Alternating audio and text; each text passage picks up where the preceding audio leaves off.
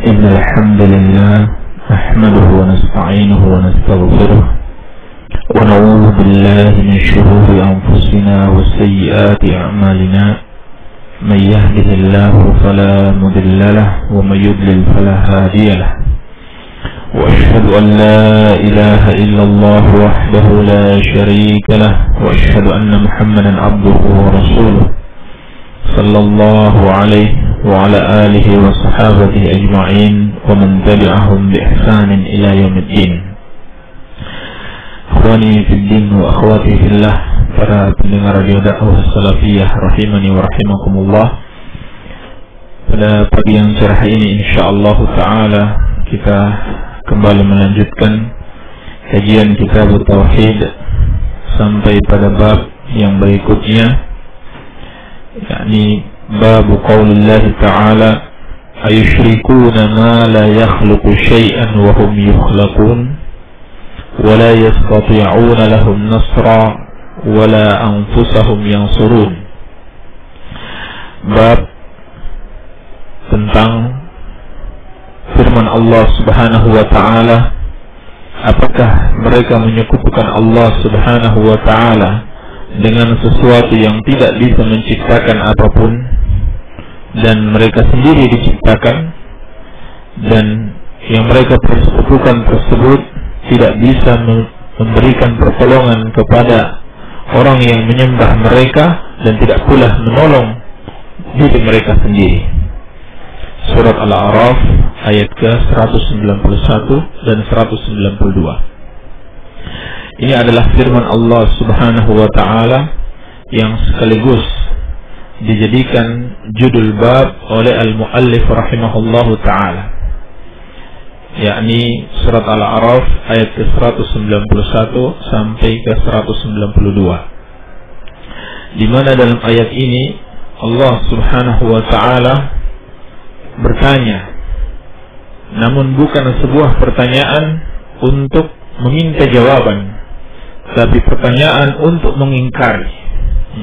Pertanyaan untuk mengingkari orang-orang yang menyekutukan Allah Subhanahu wa ta'ala, dan sekaligus sebagai penghinaan kepada mereka, kepada orang-orang yang menyekutukan Allah dan apa yang mereka persekutukan. Allah Subhanahu wa ta'ala berfirman, ayusyrikuna ma la yakhluqu syai'an wa hum yukhlaqun. Apakah mereka menyekutukan Allah dengan apa yang tidak bisa menciptakan sesuatu apapun juga? Wahum yukhlaqun, dan mereka sendiri diciptakan.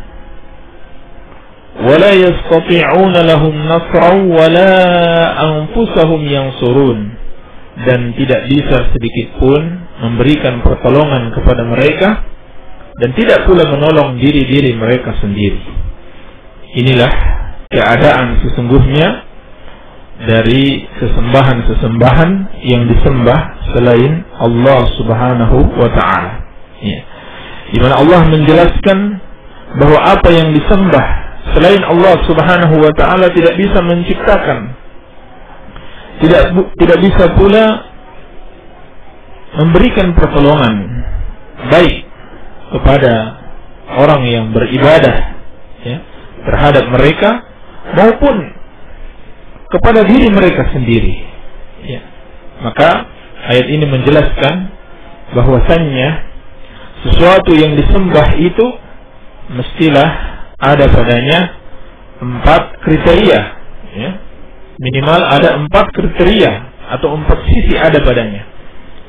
Yang pertama, zat yang disembah itu adalah pencipta, maka sangat layak kalau manusia itu menyembah Allah Subhanahu wa ta'ala, sebab dialah yang menciptakan manusia. Dan yang maksud dengan mencipta, bahwasannya mencipta itu adalah mengadakan sesuatu dari yang tadinya tidak ada kemudian menjadi ada. Ini yang dimaksud dengan mencipta. Baik. Yang kedua, dia bukan makhluk, bukan sesuatu yang diciptakan dari tidak ada kemudian menjadi ada. Dan sesuatu yang diciptakan dari tidak ada kemudian menjadi ada, itu akan senantiasa membutuhkan zat yang menciptakannya. Ya. Kemudian yang ketiga, yang berhak untuk disembah itu adalah yang mampu menolong para penyembahnya. Adapun patung-patung, matahari, bulan, bintang, para wali, para nabi, malaikat, orang-orang saleh, ya, baik yang masih hidup maupun yang sudah meninggal dunia, tidak sedikit pun bisa menolong diri mereka sendiri. Ya, maka bagaimana lagi mereka bisa menolong orang lain? Ya, yang keempat, ya, bisa menolong diri mereka sendiri. Ya. Adapun patung-patung ini, kalau andai kata diserang oleh musuh, ya, atau dihancurkan oleh manusia, tidak sedikit pun mereka bisa menolong diri mereka sendiri. Ya. Maka bagaimana lagi mereka bisa menolong, ya, orang-orang yang berdoa kepada mereka. Ya. Maka ayat ini menjelaskan kebatilannya perbuatan menyekutukan Allah Subhanahu wa ta'ala dari asasnya. Ya. Karena perbuatan menyekutukan Allah Subhanahu wa ta'ala adalah menggantungkan diri kepada makhluk yang lemah. Ya. Menggantungkan diri kepada makhluk yang lemah, yang sama-sama juga diciptakan oleh Allah Subhanahu wa ta'ala, yang tidak bisa menolong orang-orang yang beribadah kepadanya, bahkan tidak bisa menolong diri mereka sendiri. Ya. Dan menjelaskan kepada kita bahwasanya yang patut disembah hanyalah Allah Subhanahu wa ta'ala yang menciptakan. Ya. Sehingga dalam hadis diriwayatkan al-Imam al-Bukhari, sahabat yang mulia Abdullah bin Mas'ud radhiyallahu taala anhu bertanya kepada Rasulullah sallallahu alaihi wasallam, "Ya Rasulullah, ayu dzambi a'zamu 'indallah?" Ya Rasulullah, dosa apakah yang paling besar di sisi Allah? Beliau bersabda, "An taj'ala lillahi niddan wa huwa khalaqaka." Engkau mempersekutukan Allah padahal Dia yang menciptakanmu. Ini dosa yang paling besar. Ketika kita telah menyadari bahwa Allah yang menciptakan kita, bersamaan dengan itu kita masih saja menyekutukan Allah Subhanahu wa ta'ala. Iya. Maka Allah Subhanahu wa ta'ala mengingkari dan menghinakan orang-orang musyrikin serta sesembahan-sesembahan mereka yang tidak bisa menciptakan sesuatu apapun juga. Dan mereka itu pun adalah sesuatu yang diciptakan oleh Allah Subhanahu wa ta'ala. Tidak bisa menolong diri mereka sendiri, apalagi menolong orang lain. Ya. Ini seperti firman Allah Subhanahu wa ta'ala, "Wattakhadhu min dunihi alihah la yakhluquna shay'an wa hum yukhlaqun wa la yamlikuna li anfusihim darran wa la naf'a wa la yamlikuna mautan wa la hayatan wa la nusyura." Mereka menjadikan selain Allah Subhanahu wa ta'ala sebagai sesembahan-sesembahan yang tidak bisa menciptakan sesuatu apapun juga, dan sesembahan-sesembahan itu sendiri adalah makhluk yang diciptakan dan tidak sedikit pun mampu memberikan kemudaratan, tidak pula satu kemanfaatan, tidak pula bisa mematikan, tidak pula bisa menghidupkan dan membangkitkan seluruh makhluk pada hari kiamat kelak. Iya. Ini menunjukkan batilnya perbuatan menyekutukan Allah Subhanahu wa ta'ala dari asasnya, ya, dari pokoknya. Iya. Maka sungguh termasuk, ya, kebodohan kalau seorang menyekutukan Allah Subhanahu wa ta'ala, ya, dengan satu dalil yang jelas, ya, dengan bukti yang kokoh bahwa perbuatan itu adalah kesalahan, ya, dan dosa yang sangat besar. Baik. Dalil yang berikutnya, wa qauluhu ta'ala, "Walladzina tad'una min dunihi ma yamlikuna min qitmir in tad'uuhum la yasma'u du'aakum walau sami'u mastajabu lakum wa yawmal qiyamati yakfuruna bisyirkikum wa la yunabbi'uka mithlu khabirin. Allah Subhanahu wa taala berfirman, dan apa-apa yang kalian seru atau kalian sembah selain Allah Subhanahu wa taala tidak sedikit pun memiliki sesuatu meskipun sebesar kulit ari. Andaikan kalian berdoa kepada mereka, maka mereka tidak mendengarkan doa kalian. Kalaupun mereka mendengarkan, mereka tidak sanggup untuk menjawab doa kalian atau mengabulkan doa kalian. Dan pada hari kiamat kelak, mereka mengingkari kesyirikan yang kalian lakukan. Wala yunabbi'uka mithlu khabirin, dan tidak ada yang mengabarkan kepadamu seperti apa yang dikabarkan oleh Allah Subhanahu wa taala. Surat Fatir ayat ke-13 dan 14. Baik. Ayat ini juga menjelaskan kepada kita tentang batilnya penyembahan atau berdoa kepada selain Allah Subhanahu wa taala. Ya. Kalau ayat yang sebelumnya menjelaskan kepada kita bahwasannya termasuk kebatilan atau batilnya penyembahan kepada selain Allah Subhanahu wa taala karena tidak sedikit pun mereka bisa mencipta, tidak pula bisa menolong orang yang berdoa kepada mereka, dan tidak pula bahkan menolong diri mereka sendiri. Maka pada ayat ini menjelaskan kepada kita bahwasannya apa yang kalian sembah selain Allah tidak sedikit pun memiliki satu kekuasaan, tidak sedikit pun memiliki satu kekuasaan sehingga bisa mengabulkan doa kalian. Bahkan tidak sedikit pun memiliki sesuatu meskipun hanya sebesar kulit ari. Ya. Kulit ari itu asalnya maknanya itu adalah bagian kulit korma yang halus. Ya.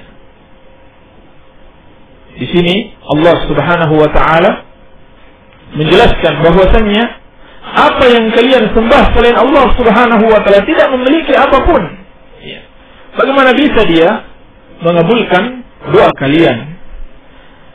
Kalau kalian berdoa kepada mereka, mereka tidak akan sanggup mendengarkan doa kalian.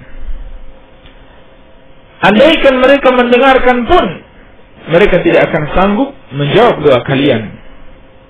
Ya. Dan pada hari kiamat, mereka mengingkari perbuatan kalian, menyekutukan mereka bersama Allah Subhanahu wa taala.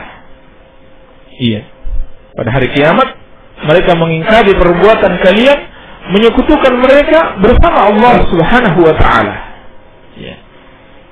Wala yunabbi'uka mithlu khabirin, dan tidak ada yang mengabarkan kepadamu tentang hal-hal yang batin seperti apa yang dikabarkan oleh Allah Subhanahu wa taala yang Maha mengetahui. Maka ayat ini menjelaskan batilnya perbuatan kesyirikan dengan dalil yang jelas, ya. Dengan dalil yang jelas dan bisa dipahami oleh orang yang memiliki akal, ya. Bahwasanya perbuatan menyekutukan Allah Subhanahu wa taala itu benar-benar satu kebodohan dan benar-benar satu kebatilan yang besar, ya. Sebab menyekutukan Allah berarti beribadah kepada zat atau kepada makhluk yang tidak memiliki sesuatu apapun juga untuk diberikan kepada orang-orang yang beribadah kepadanya. Bahkan tidak mendengarkan orang-orang yang berdoa kepada mereka. Andaikan pun mereka mendengarkan, mereka tidak punya kemampuan untuk menjawab doa-doa orang yang berdoa kepada mereka. Terlebih lagi di hari kiamat kelak, mereka akan menjadi musuh, ya, satu dengan yang lainnya, antara orang yang menyembah dan yang disembah. Ya, itu akan saling bermusuhan, mengingkari apa yang mereka lakukan. Iya. Oleh karena itu, perbuatan menyekutukan Allah Subhanahu wa taala, ya, dilarang sangat keras di dalam Al-Quran, di dalam Sunnah Rasulullah Sallallahu Alaihi Wasallam. Ya, sebab itu adalah perbuatan yang menunjukkan kebodohan yang sangat. Baik.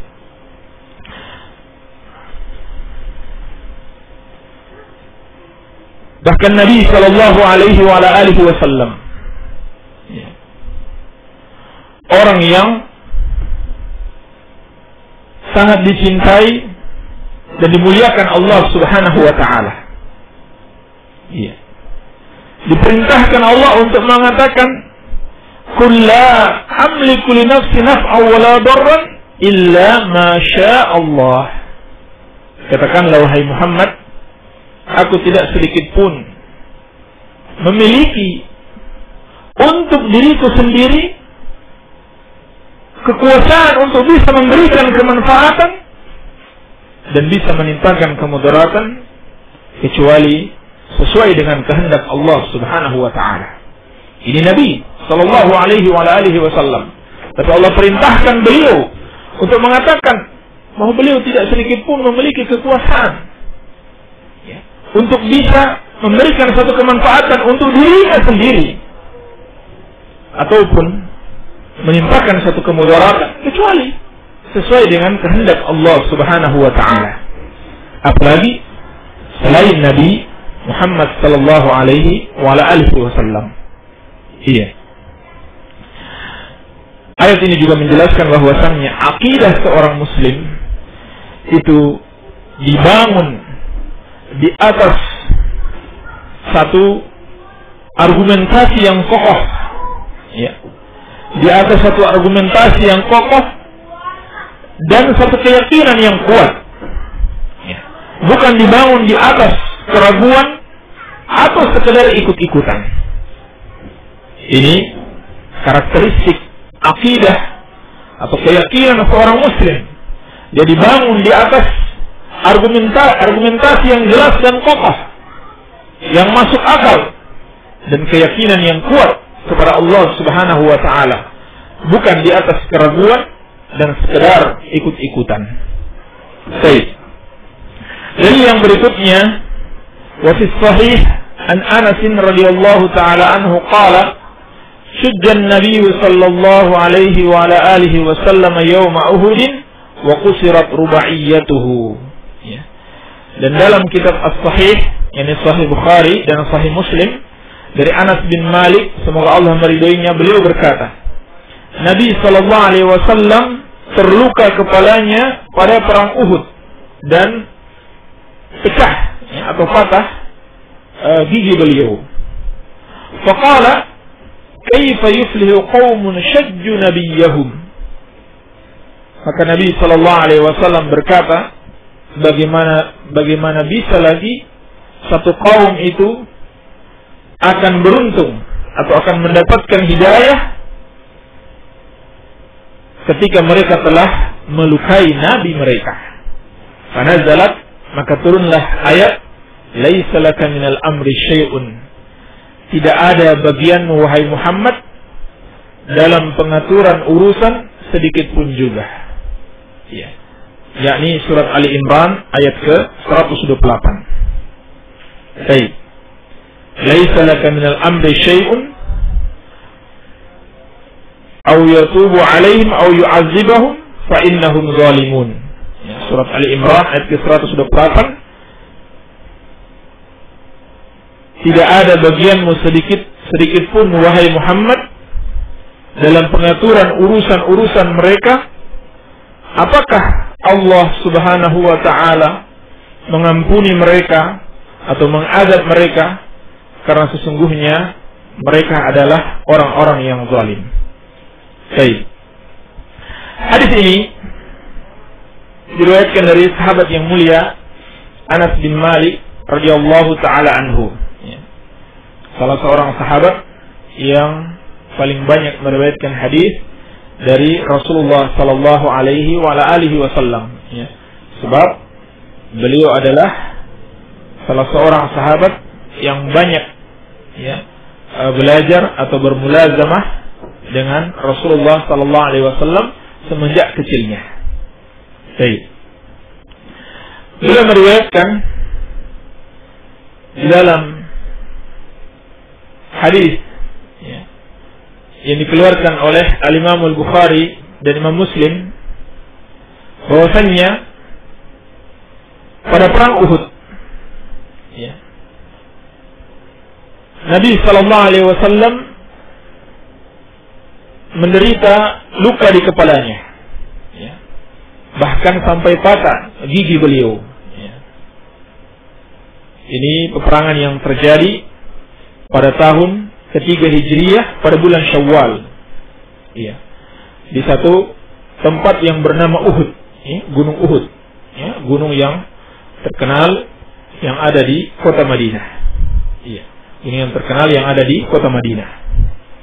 Baik. Pada peperangan ini Nabi sallallahu alaihi wasallam sampai terluka kepalanya. Darah mengalir dari kepala dan wajah beliau.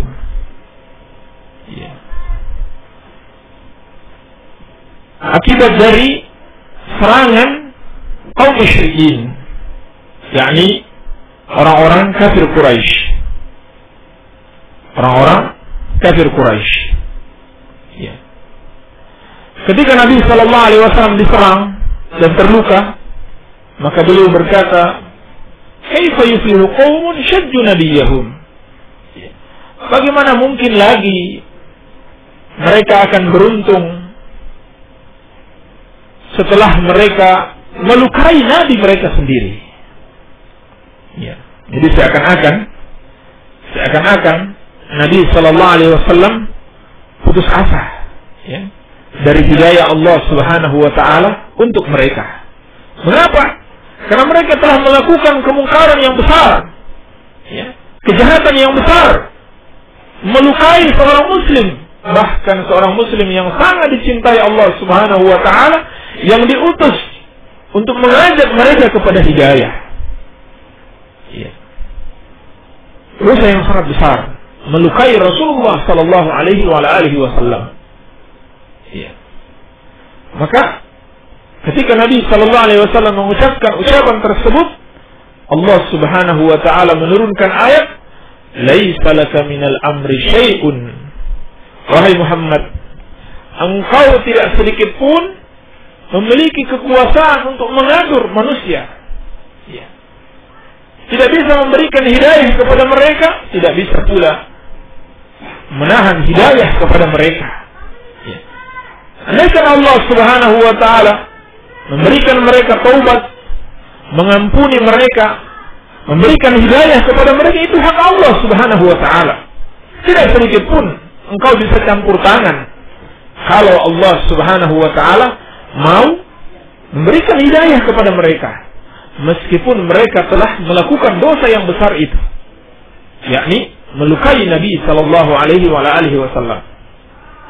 Demikian pula kalau Allah mengazab mereka, maka engkau tidak pula sedikit pun bisa menahan azab Allah Subhanahu wa taala. Jadi ayat ini atau hadis ini dan juga ayat ini menjelaskan kepada kita bahwasannya Nabi sallallahu alaihi wasallam yang tidak kita ragukan lagi tentang kemuliaan beliau dan kedudukan beliau yang tinggi di sisi Allah Subhanahu wa taala. Namun begitu, Nabi sallallahu alaihi wasallam tidak sedikit pun bisa mencampuri urusan Allah Subhanahu wa taala. Apakah Allah akan memberikan hidayah kepada seseorang atau Allah mengadab seseorang?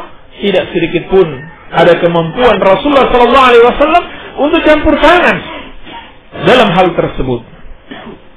Maka sisi pendalilan dari hadis ini bahwasannya perbuatan menyekutukan Allah dengan wali-walinya, dengan orang-orang saleh, bahkan dengan Nabi Muhammad sallallahu alaihi wasallam adalah perbuatan yang batil. Sebab kalau Nabi sallallahu alaihi wasallam saja tidak bisa mencampuri urusan Allah, atau dia tidak bersekutu bersama Allah di dalam melakukan perbuatan-perbuatannya, maka terlebih lagi orang-orang yang derajatnya lebih rendah dari Rasulullah sallallahu alaihi wa alihi wasallam. Iya. Oleh karenanya Allah perintahkan dalam Al-Quran, sebagaimana ayat yang kita sebutkan tadi, qul la amliku li nafsi naf'an wa la darran illa ma syaa Allah. Katakanlah wahai Muhammad, aku tidak sedikit pun memiliki kemampuan untuk bisa memberikan kemanfaatan untuk diriku sendiri, tidak pula menimpakan kemudaratan kecuali yang telah Allah takdirkan. Walau kuntu a'lamul ghaiba lastakthartu minal khair wa ma massani su'. Andaikan aku mengetahui perkara gaib, tentunya aku akan memperbanyak kebaikan dan tidak sedikit pun keburukan menimpaku. Maka pada perang Uhud ini keburukan menimpa Rasulullah sallallahu alaihi wasallam. In ana illa nadhiru wa bashiru liqaumin yu'minun. Tidaklah aku ini kecuali yang memberikan peringatan dan kabar gembira bagi orang-orang yang beriman. Baik, inilah hakikatnya makhluk yang sangat mulia, yang sangat dicintai Allah Subhanahu wa ta'ala, tidak bisa sedikit pun memberikan kemanfaatan baik untuk dirinya sendiri, apalagi untuk yang lainnya. Baik. Hadis ini juga menjelaskan bahwasannya para nabi dan rasul alaihi wassalatu wassalam, sebagaimana dikatakan Al-Imam An-Nawawi rahimahullahu taala, tertimpa kepada mereka berbagai macam penderitaan dan cobaan. Iya.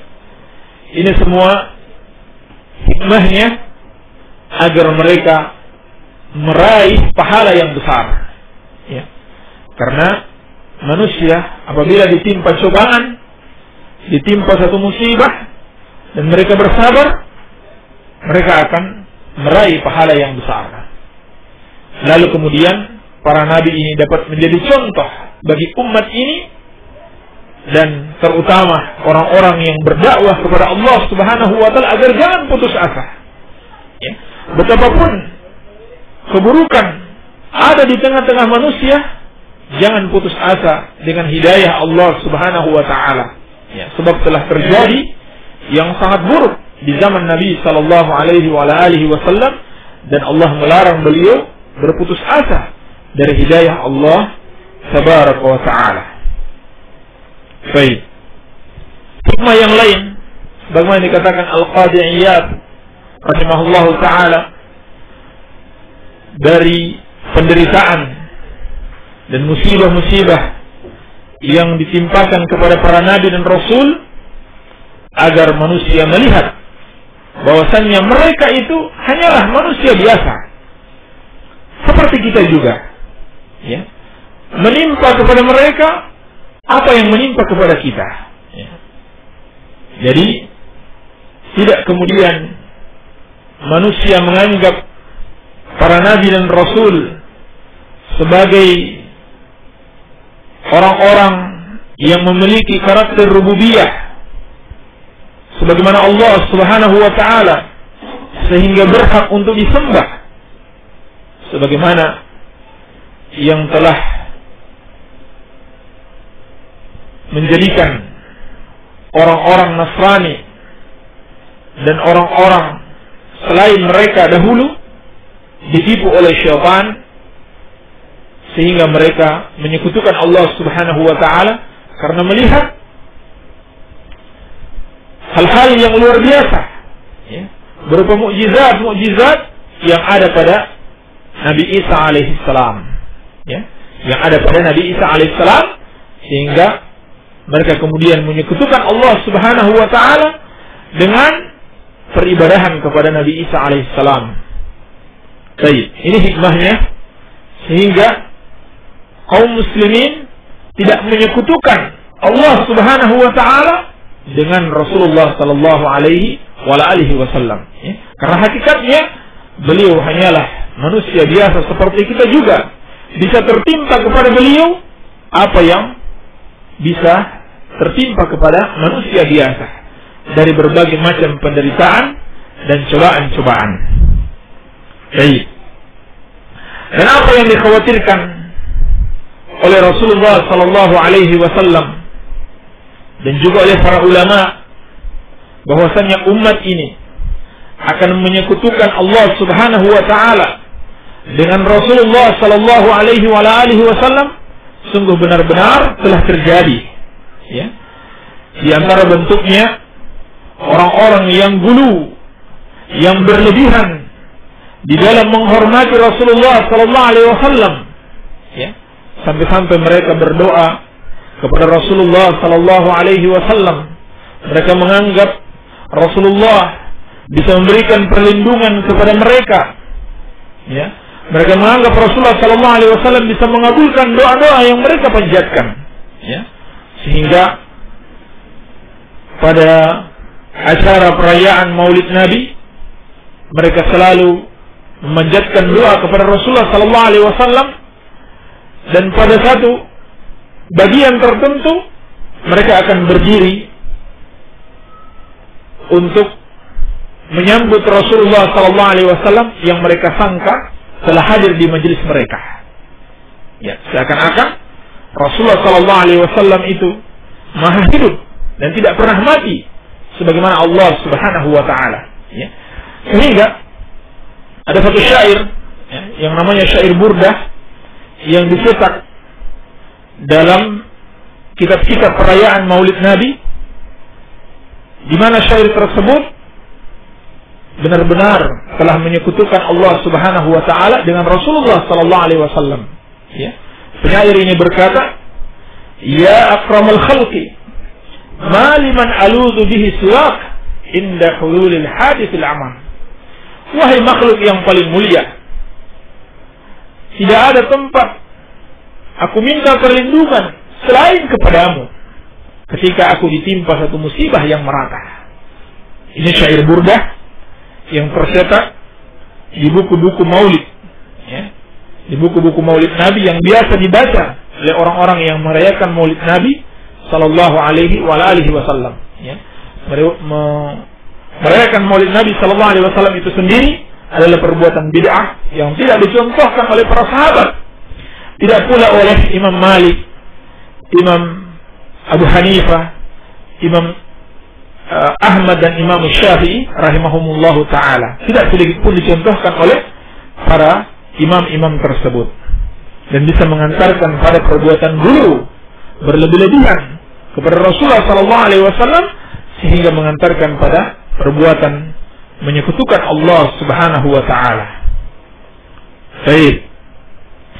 Hadis ini juga menunjukkan perintah untuk bersabar, ya. Perintah untuk bersabar dan menanggung beban-beban yang dihadapi ketika seorang berdakwah kepada Allah Subhanahu wa taala, ya. Karena Nabi sallallahu alaihi wasallam orang yang secara khusus diutus oleh Allah Subhanahu wa taala untuk berdakwah pun tertimpa berbagai macam cobaan, berbagai macam penderitaan di dalam berdakwah kepada Allah Subhanahu wa taala, namun beliau tetap bersabar. Hadis ini juga menunjukkan bahwasannya Allah Subhanahu wa taala melarang, ya, dari berputus asa, ya, dari rahmat Allah Subhanahu wa taala, ya. Meskipun kita telah melihat bagaimana perbuatan maksiat merajalela, ya, bagaimana perbuatan-perbuatan menyekutukan Allah dan kekafiran kepada Allah Subhanahu wa taala tersebar di tengah-tengah manusia, namun kita tidak boleh putus asa dari rahmat Allah Subhanahu wa taala. Jadi seakan-akan Allah mengatakan kepada Nabi sallallahu alaihi wasallam di sini, engkau tidak memiliki urusan di sini, ya, di dalam memberikan hidayah, memberikan ampunan atau mengadab manusia. Tugas kamu hanyalah berdakwah dan berdoa, ya.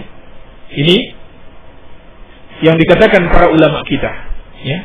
Seakan-akan Allah mengatakan kepada Rasulnya sallallahu alaihi wasallam, tidak usah engkau putus asa, ya, dengan apa yang dilakukan oleh kaum musyrikin.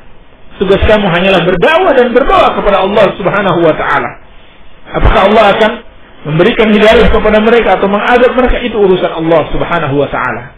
Maka demikianlah kita di dalam berdakwah, mengajak manusia kembali ke jalan Allah, tugas kita hanya menyampaikan dan berdoa.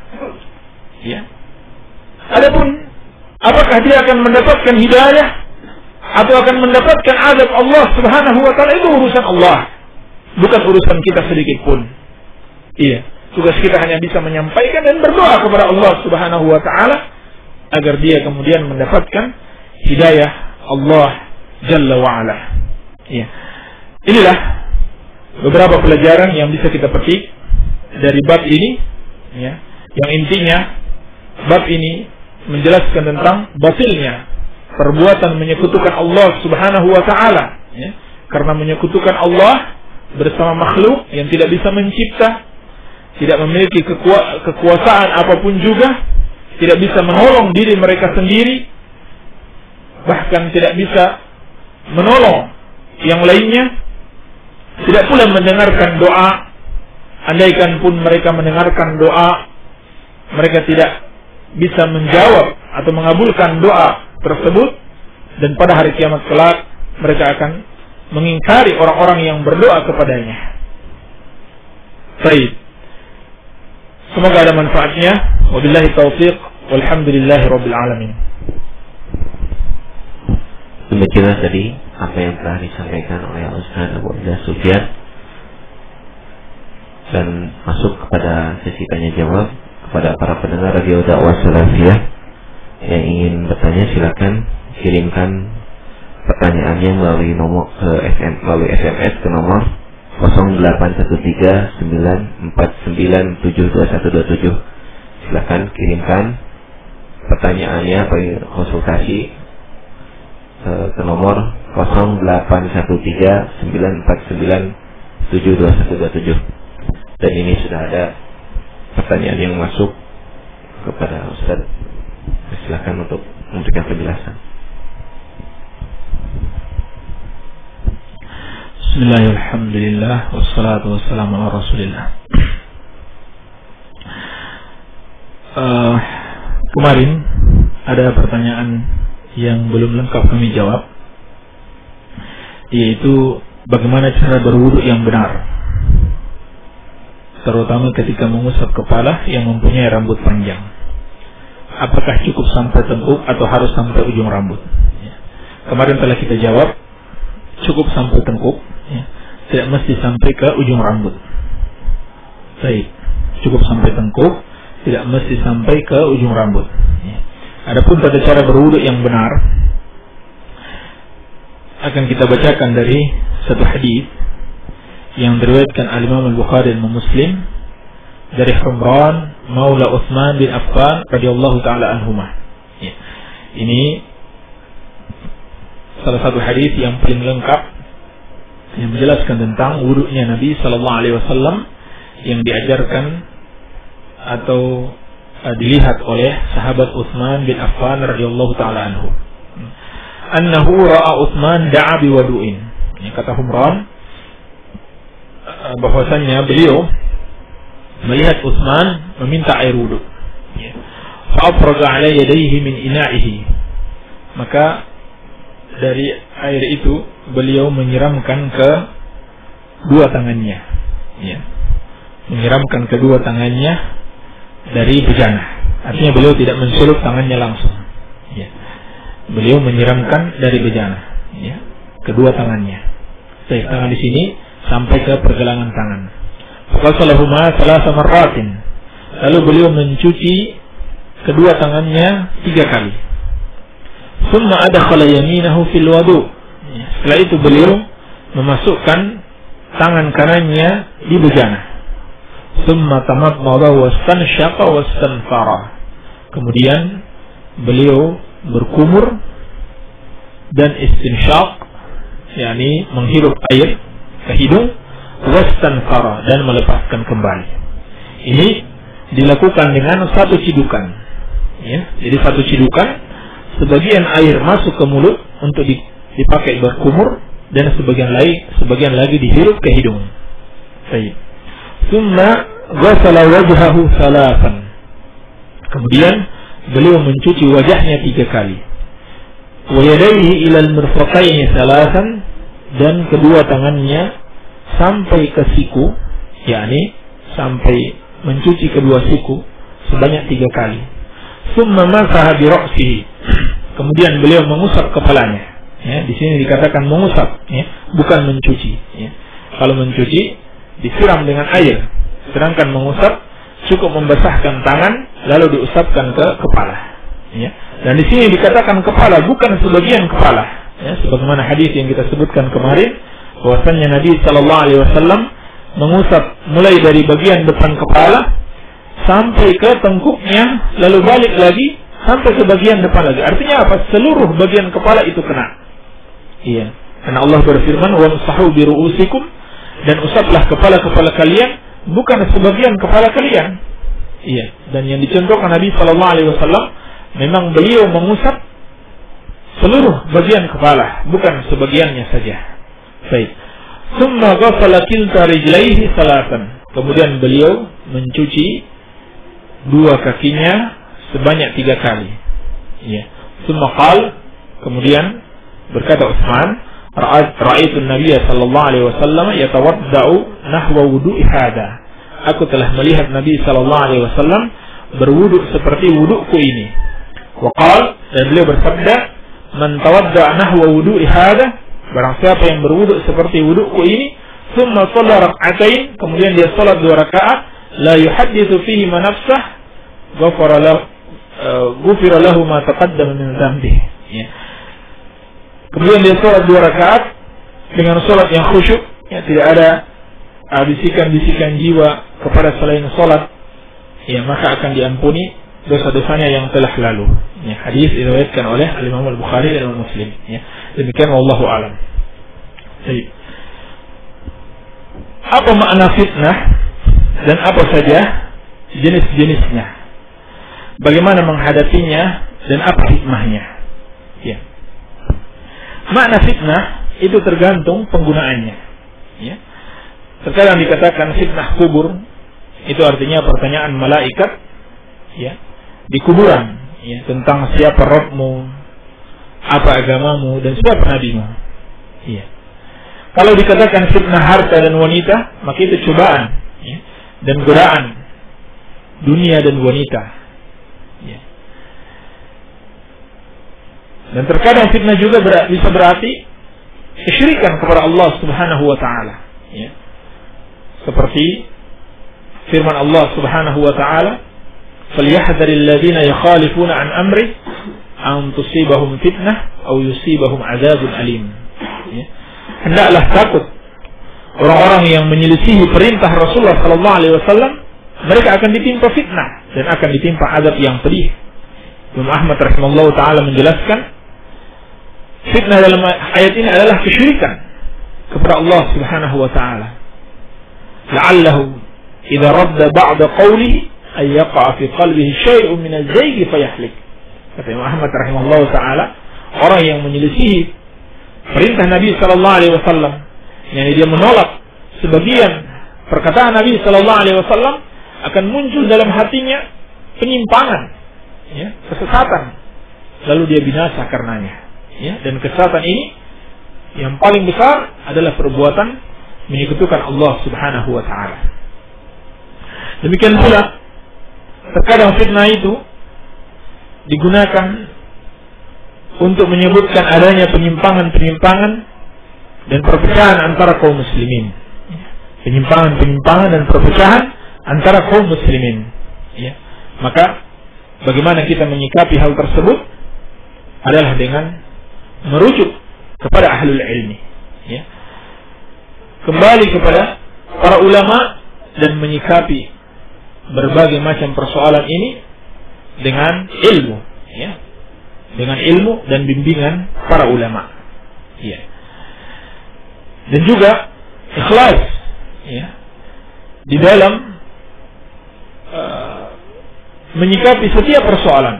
Ya. Artinya tidak ada di situ kepentingan-kepentingan dari kepentingan-kepentingan dunia ini yang akan semakin memperparah, ya, perpecahan antara kaum muslimin. Iya. Dan hikmahnya adalah agar terlihat di situ siapa orang-orang yang benar-benar mengikuti kebenaran dan siapa yang mengikuti kebatilan. Ini diantara hikmahnya, wallahu a'lam.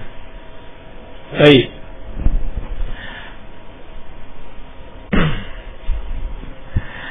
Bagaimana untuk mengimbangi perkembangan zaman yang semakin canggih atau modern, sedangkan salaf tidak ada pendidikan formal? Baik.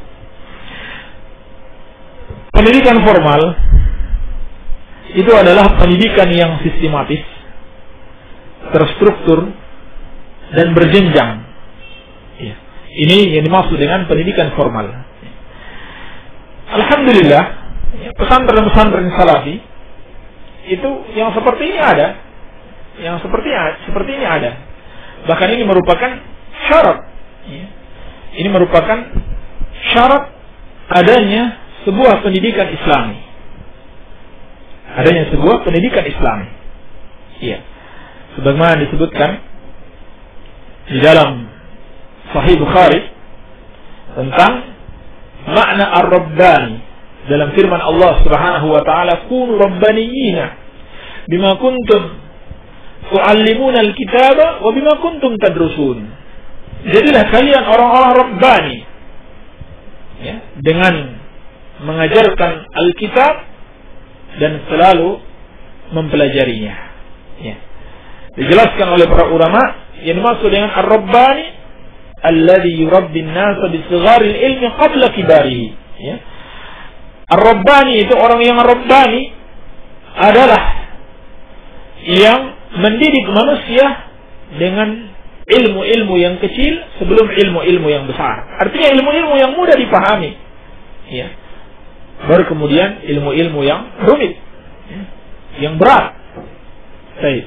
Ini dasarnya. Ya, dasarnya sudah ada di dalam sunnah Rasulullah, dalam Al-Quran dan dalam sunnah Rasulullah Sallallahu Alaihi Wasallam. Ya. Kalau ini yang dimaksud dengan pendidikan formal, alhamdulillah, ya, hal seperti ini pun diterapkan di pondok-pondok Ahlus Sunnah wal Jamaah. Baik. Akan tetapi perlu kita tekankan di sini bahwasannya kunci kesuksesan, kunci kebahagiaan itu sama sekali tidaklah tergantung penguasaan seseorang terhadap perkembangan zaman, ya, yang semakin canggih dan modern. Ya. Bahkan kenyataan yang kita saksikan disebabkan karena perkembangan zaman tersebut banyak orang yang tersesat, ya. Banyak orang yang semakin jauh dari Allah Subhanahu wa taala. Kenapa? Karena mereka jauh dari pendidikan iman dan takwa kepada Allah Subhanahu wa taala yang merupakan kunci kebahagiaan. Iya. Keyakinan seorang muslim bahwa kebahagiaan itu tidak bisa diraih kecuali dengan keimanan dan ketakwaan kepada Allah Subhanahu wa taala. Demikian pula kemenangan dan kesuksesan serta kejayaan itu tidak akan mungkin bisa diraih kecuali dengan iman dan takwa kepada Allah Subhanahu wa taala. Oleh karenanya Allah Subhanahu wa taala telah mencela orang-orang kafir di mana yang mereka ilmui hanyalah dunia ini saja dan mereka lupa dengan ilmu tentang akhirat. Dalam surat Ar-Rum Allah berfirman, "Ya'lamuna zahiran minal hayatid dunya wa hum 'anil akhirati hum ghafilun." Mereka hanya mengetahui yang lahir saja, yang nampak saja dari kehidupan dunia ini, sedangkan tentang kehidupan akhirat mereka lalai darinya. Ini karakteristik orang-orang kafir. Iya. Dan juga dalam hadis Nabi sallallahu alaihi wasallam bersabda, "Innallaha yubghidu kulla 'alimin bid-dunya jahilin bil akhirah." Sesungguhnya Allah Subhanahu wa taala membenci setiap orang yang alim, yang pandai, yang cerdas dalam permasalahan dunia, pada saat yang sama dia jahil, dia bodoh dengan permasalahan akhirat. Iya. Jadi apabila orang-orang atau kaum muslimin telah mementingkan ilmu dunia, maka mereka telah mengikuti sifat-sifat orang-orang kafir yang telah Allah Subhanahu wa taala cela di dalam Al-Qur'anul Karim. Iya. Jadi perkembangan zaman, kecanggihan, kemodernan itu tidak sedikit pun ya menjadi jaminan kebahagiaan dan kesuksesan manusia ya. Tetapi yang menjadi jaminan adalah keimanan dan ketakwaan kepada Allah Subhanahu wa taala. Iya. Demikian wallahu a'lam. Pertanyaan berikutnya, alhamdulillah RDS dapat kami tangkap dengan jernih di Randegan, Banjar. Alhamdulillah. Ya. Saya mohon jawaban Ustaz tentang pendidikan wanita. Anak saya minta berhenti kuliah karena ingin menimba ilmu syar'i. Ya, syukran dari Bapak Syarif Budiman. Baik. Pertama, kami ucapkan selamat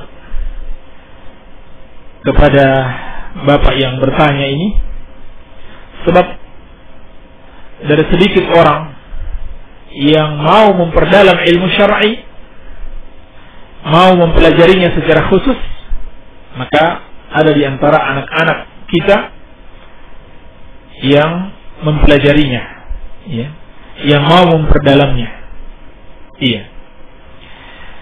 Mereka ini termasuk, dan insya Allah kita juga termasuk dari sedikit orang yang mengamalkan perintah Allah dalam Al-Quran, wa ma kana al-mu'minuna liyanfiru kafatan falawla nafara min kulli firqatin minhum ta'ifatun liyatafaqahu fid-din wa liyunziru qaumahum idza raja'u ilaihim la'allahum yahzarun. Allah Subhanahu wa taala berfirman, tidaklah seharusnya orang-orang beriman itu pergi semuanya berjihad, berperang melawan orang-orang kafir. Mengapa tidak ada sebagian dari mereka atau sekelompok orang ya, dari setiap kelompok-kelompok yang ada, dari setiap masyarakat, setiap kampung, setiap kota, itu untuk pergi tafaqquh fid-din, ya, untuk pergi memperdalam agama. Untuk apa? Waliyunziru qaumahum idza raja'u ilaihim, agar mereka apabila kembali kepada kaumnya bisa memberikan peringatan, bisa memberikan pengajaran tentang tauhid, tentang bahaya kesyirikan, tentang halal dan haram dan seterusnya. La'allahum yahzarun, agar kaumnya ini takut kepada Allah Subhanahu wa taala. Ini perintah Allah secara khusus, ya. Bahkan walaupun ada kewajiban jihad, ya, kewajiban memerangi orang kafir, tetap Allah memerintahkan mesti ada sebagian dari umat ini yang secara khusus pergi belajar ilmu agama, memperdalam ilmu agama. Di mana dengan ilmu ini mereka kembali kepada kaumnya untuk berdakwah, ya, untuk memperingatkan kaumnya. Ya. Semoga mereka, kaumnya ini, menjadi takut kepada Allah Subhanahu wa taala. Iya. Dan sejumlah keutamaan majelis ilmu yang telah disebutkan dalam Al-Quran dan dalam sunnah Rasulullah sallallahu alaihi wasallam dan dalam banyak hadis. Nabi sallallahu alaihi wasallam bersabda, di antaranya diriwayatkan oleh Imam Al-Bukhari dan Muslim dari sahabat yang mulia Muawiyah bin Abi Sufyan radhiyallahu taala anhuma, "Man yuridillahu bi khairan yufaqihu fid-din." Barang siapa yang Allah inginkan kebaikan padanya, maka Allah akan menjadikan dia orang yang faqih dengan agama Allah Subhanahu wa taala, orang yang memahami, ya, agama Allah Subhanahu wa taala. Iya. Nah, seorang yang memperdalam ilmu agama, tentu pemahamannya akan lebih luas, pemahamannya akan lebih baik dibanding yang sekedar mendatangi majelis ta'lim sepekan sekali, ya, atau bahkan mungkin sebulan sekali. Baik. Dan juga sabda Nabi sallallahu alaihi wasallam dalam hadis yang diriwayatkan Imam Muslim, "Man salaka tariqan yaltamisu fiha ilman, sahalallahu lahu bihi tariqan ilal jannah." Barang siapa yang menempuh satu jalan untuk menuntut ilmu agama, maka Allah Subhanahu wa taala akan memudahkan baginya jalan menuju surga. Iya. Dan banyak lagi keutamaan mempelajari ilmu agama dibanding mempelajari ilmu dunia. Baik. Maka ini sesuatu yang harus kita syukuri. Kalau ada di antara anak-anak kita yang bersungguh-sungguh, yang benar-benar dan memiliki semangat untuk memperdalam ilmu agama, harus didukung. Harus didukung. Ini subhanallah nikmat yang sangat besar. Iya. Ditambah lagi kenyataan yang ada di sekolah-sekolah umum, ya, atau di bangku-bangku kuliah, ya, kebanyakannya itu dalam kondisi bermaksiat kepada Allah Subhanahu wa taala. Seperti adanya percampuran antara laki-laki dan wanita, ya. Dan tentunya telah diketahui bersama hal seperti ini sangat berbahaya bagi seorang wanita muslimah, ya. Berbahaya bagi anak-anak kita karena bisa mengantarkan kepada pergaulan bebas.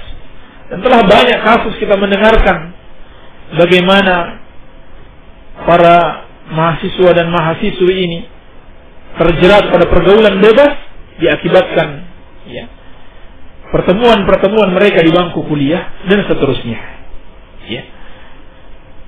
Namun bukan berarti kita melarang belajar ilmu dunia sama sekali, ya. Namun hendaklah dalam menempuhnya tidak menyelisihi syariat Allah Subhanahu wa taala.